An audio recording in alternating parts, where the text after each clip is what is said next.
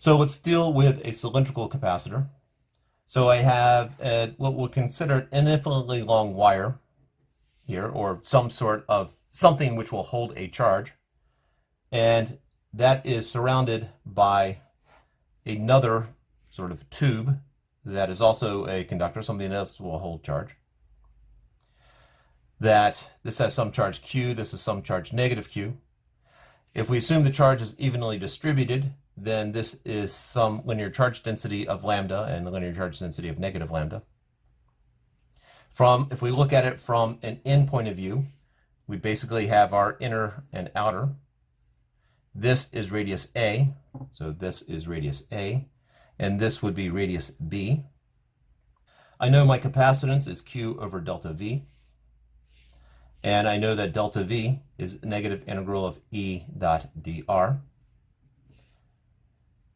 I also know that the electric field depends completely upon this inner one, not the outer sheath. My electric field is the electric field coming from an infinitely long wire, which is lambda over 2 pi epsilon sub naught r. In sort of, it's not really a radial direction because it's not going out equally in every direction, but in, so let's just say, outwards. I'll call this O hat. Since I'm going to be integrating from A to B, I'm going to be integrating in the direction of dr, then I very nicely can sort of get rid of the dot product aspect of it. So this is negative integral of E dr, which is, so my voltage is negative integral lambda over 2 pi epsilon sub naught r from A to B dr.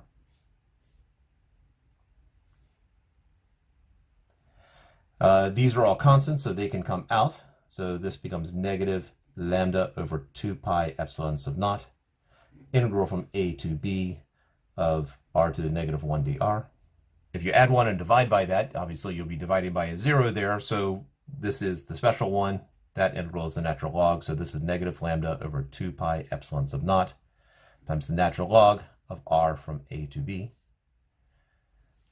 So that's negative lambda over 2 pi epsilon sub naught, natural log of B minus natural log of A, which is negative lambda over 2 pi epsilon sub naught, natural log of B over A. And if we bring that minus sign over, then this becomes lambda over 2 pi epsilon sub naught, natural log of A over B.